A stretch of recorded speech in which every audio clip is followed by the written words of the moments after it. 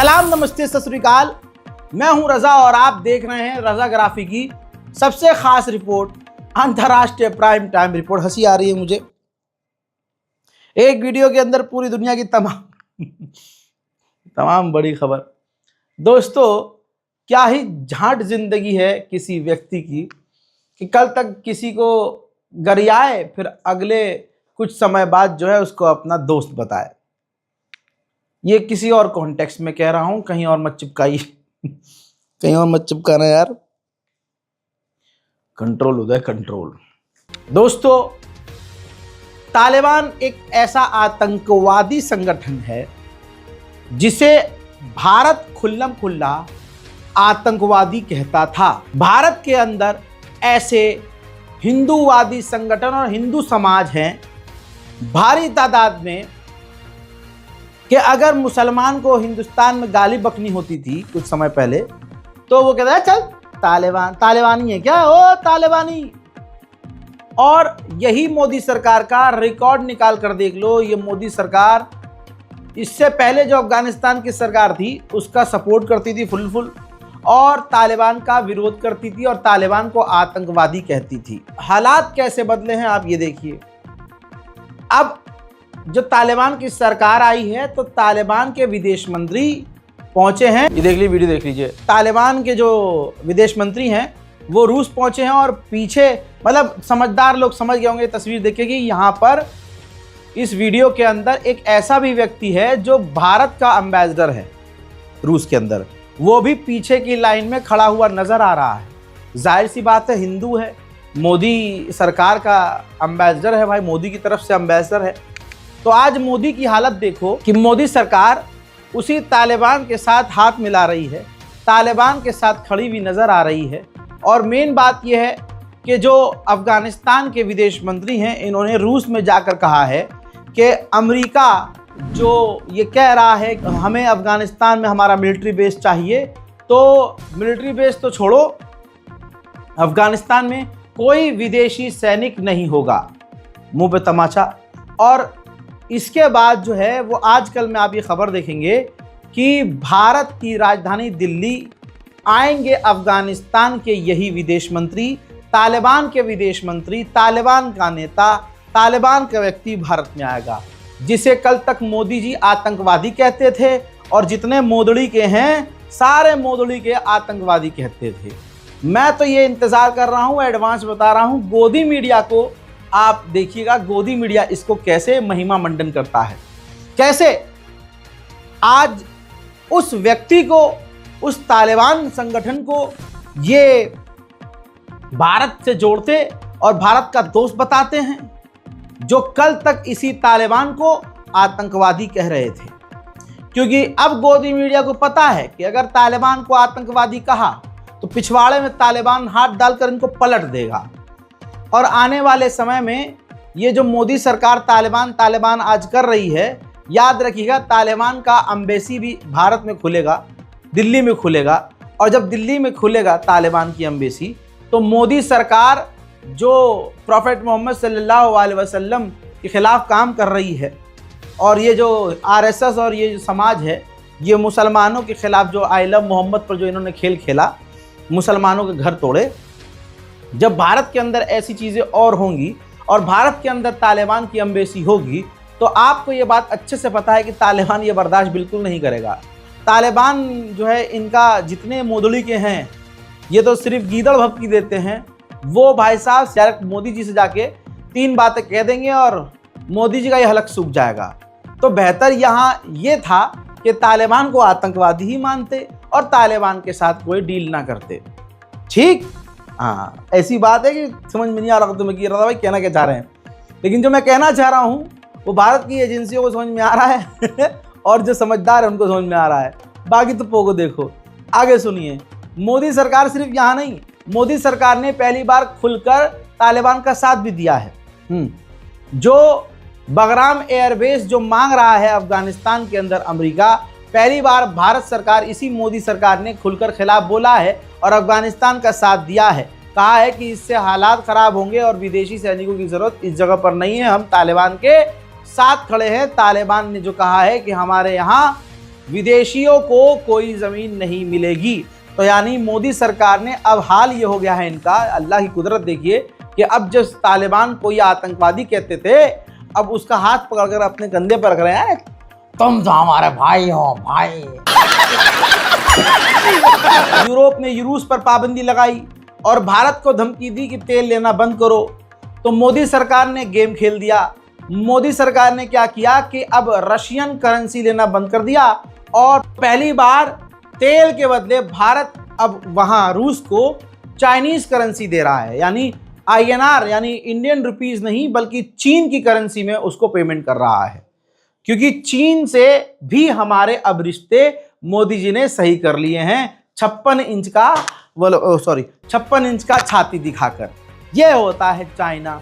China हमारी rail लगाए, अरुणाचल प्रदेश में कब्जा करे, तिब्बत पर अपनी दादागिरी करे, पाकिस्तान का हमारे ऊपर आतंकी हमले में साथ दे, लेकिन हमारे देशभक्त मोदी जी अपनी 56 इंच की छाती चीन को दिखाकर सीधा उससे दोस्ती कर लें। ला ला ला ला ला ला ला ला ला। उधर भारत के प्रधानमंत्री माननीय सर्वशक्तिमान सर्वश्रेष्ठ सर्वगुण संपन्न भारत के प्रधानमंत्री मोदी जी ने अपने दोस्त नहीं बोलना चाहिए भाई, ट्रम्प ने क्या किया है मोदी जी की दोस्ती के साथ, मुझे रोना आता है। तो जो भारत का साथी है, ट्रम्प का साथी है पुतिन, उनका 73वां बर्थडे था। तो प्रधानमंत्री मोदी जी ने अपने फ़ोन से डायरेक्ट पुतिन को फ़ोन किया और उनको मुबारकबाद दी। बात करें रूस और भारत की दोस्ती की, तो रशिया और भारत की सेना राजस्थान में सैन्य ड्रिल करती हुई नजर आ रही है।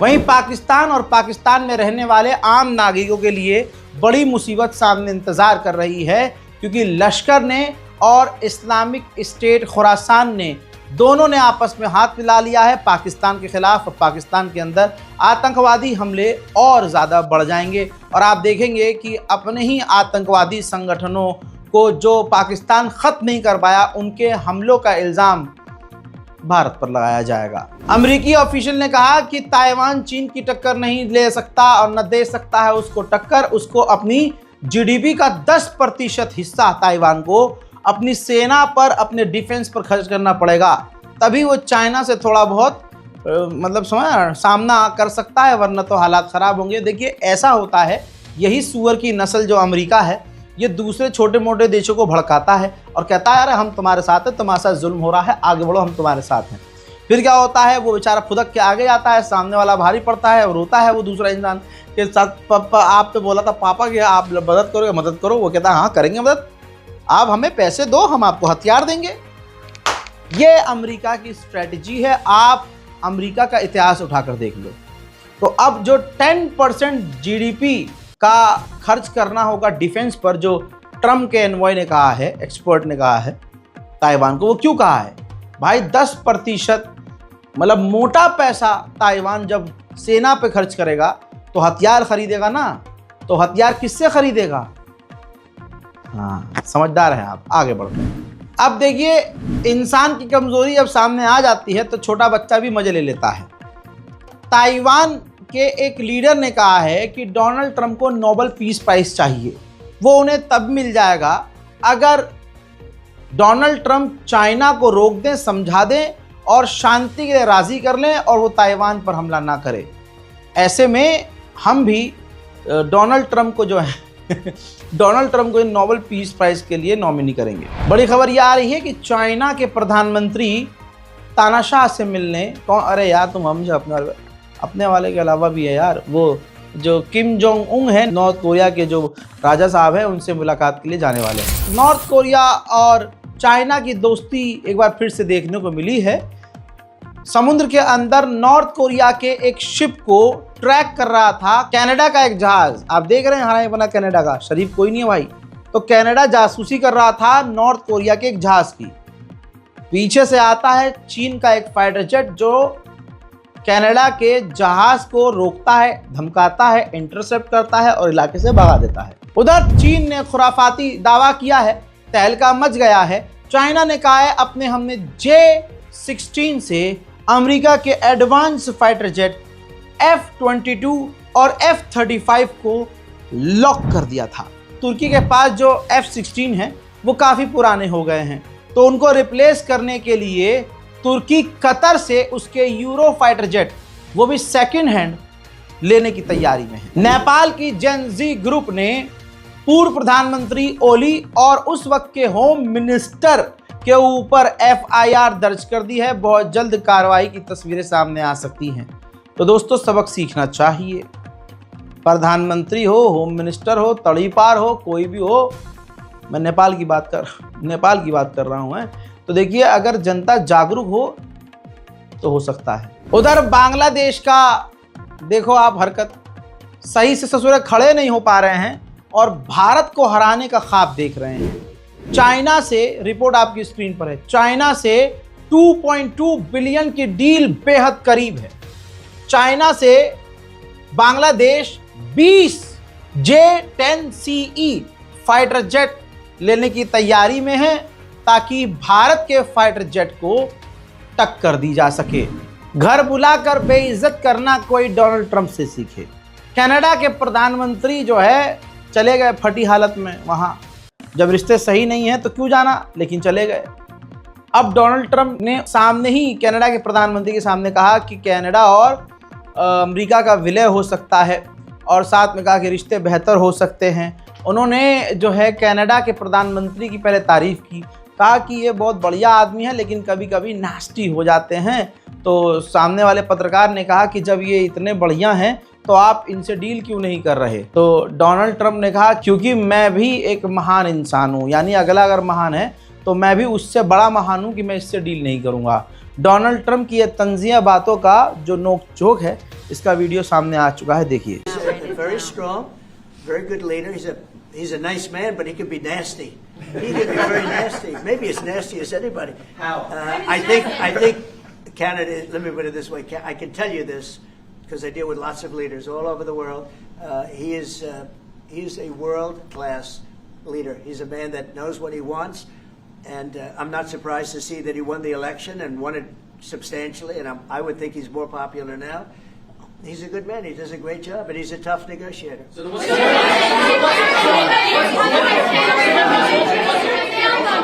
then what's holding things up? If he's a great man and you want to do a deal with Canada, why aren't you? Because I want to be a great man too. Thank you very much. America की navy F-18 fighter jet का इस्तेमाल करती है, लेकिन America का मानना यह है कि अब ये पुराने हो चुके हैं, लिहाजा billions, multi billions of dollar Donald Trump की सरकार खर्च करेगी। दो कंपनियों को चूज किया गया है, बोइंग और दूसरी है नॉर्थरोप ग्रूमैन।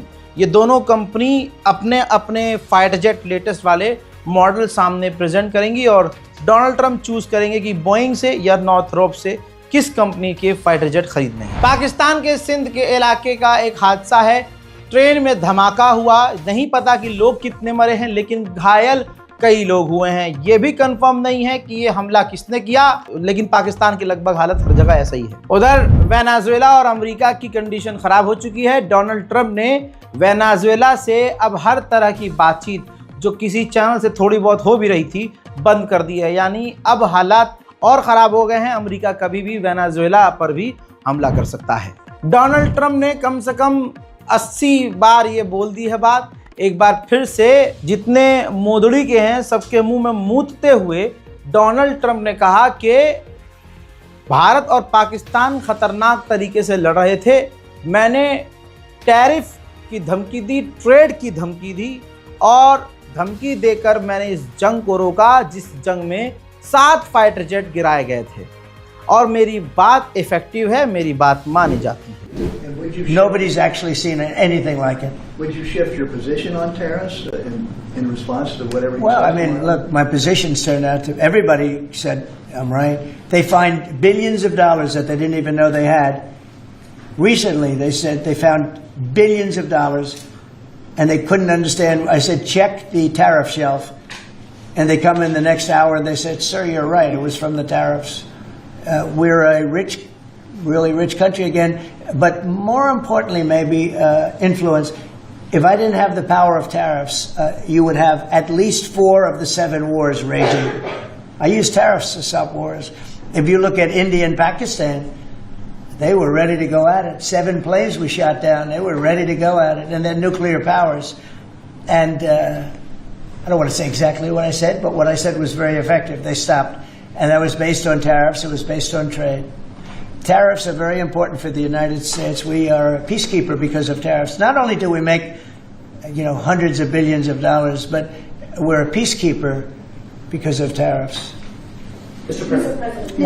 हजरात, फिलहाल अंतर्राष्ट्रीय प्राइम टाइम रिपोर्ट में इतना ही। कैसी लगी ये रिपोर्ट कमेंट ज़रूर कीजिएगा, क्योंकि हमारी कोशिश होती है कि हिंदी उर्दू ज़बान के जो जानने वाले हैं, चाहे वो हिंदुस्तान के किसी भी कोने में हो, अरब में बैठे हों, गल्फ़ में बैठे हों, मिडिल ईस्ट में कहीं भी हों, अगर वो उर्दू ज़बान जानते हैं तो हमारे इस अंतर्राष्ट्रीय प्राइम टाइम इंटरनेशनल रिपोर्ट पर जब क्लिक करें तो उनको पूरी दुनिया की खबर आसान और सिंपल भाषा में मिल जाए। आप कौन से मुल्क से वीडियो देख रहे हैं ये, और कौन से शहर से वीडियो देख रहे हैं आप? अगर आप पाकिस्तान में हैं तो पाकिस्तान के किस शहर से, शहर का नाम और पाकिस्तान आगे लिखिएगा। ऐसे ही हिंदुस्तान के किस शहर और आगे शहर के नाम के साथ इंडिया ज़रूर लिखिएगा। इसी तरह से बांग्लादेश से अगर आप देख रहे हैं तो बांग्लादेश और बांग्लादेश के साथ अपने इलाके का नाम ज़रूर लिखिएगा, ताकि आइए कमेंट सेक्शन में ही एक दूसरे को जान लें कि हमारे जो व्यूवर्स हैं कहाँ कहाँ से हैं और एक दूसरे से कमेंट के ज़रिए भी कनेक्ट हो सके। जय हिंद।